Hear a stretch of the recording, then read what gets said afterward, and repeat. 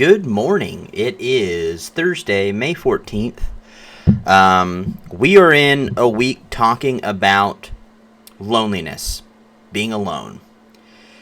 We've talked a lot about how God is with you, so no loneliness ever leaves you truly alone. We also talked about, making the most of a season of loneliness by practicing solitude with God. We talked about that yesterday. It's all good things. But as I said on day one, we are social creatures. We need relationships.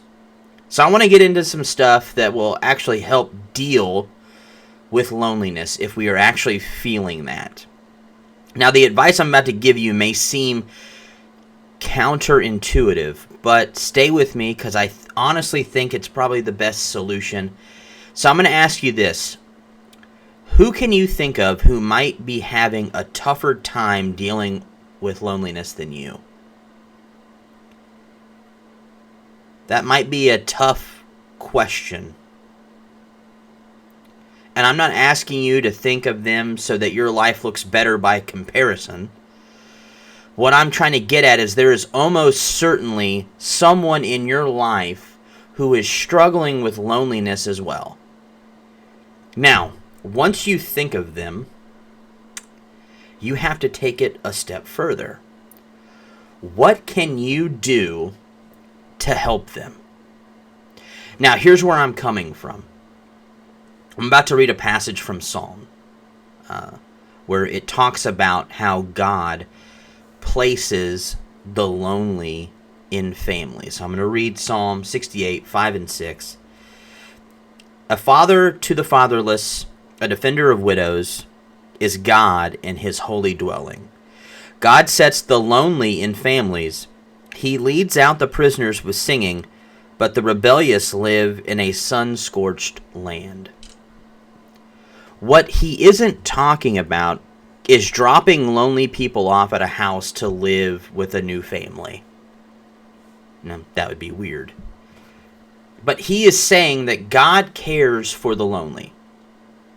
And he works through his people and he places them in community. If you're watching this, you are God's people. So, who do you know that's feeling lonely? How can God work through you to place them in community? It may be an invite to church, or, at least right now, maybe an online church experience because we are still in quarantine. But it may start by reaching out with a text or DMing them to strike up some sort of conversation. It could be 100 different things, but be on the lookout for how God can use you to place the lonely in families, as it says here in Psalm 68. Now, you might be thinking, well, what does this have to do with my own loneliness? Well, I'm sure that it's obvious that as you begin reaching out to other people, it might help you with whatever social distance you've been struggling with. But the solution actually runs deeper than that. Whenever we take our eyes off of ourselves and we focus on God's mission in the world around us, it tends to minimize whatever problems we're dealing with.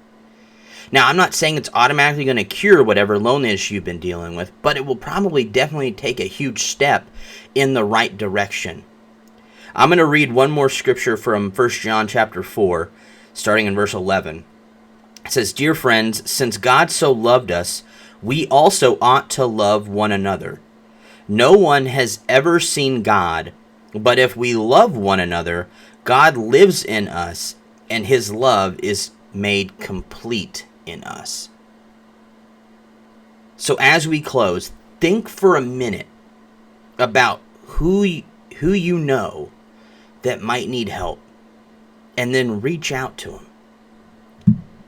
It's that simple. That's your challenge for today.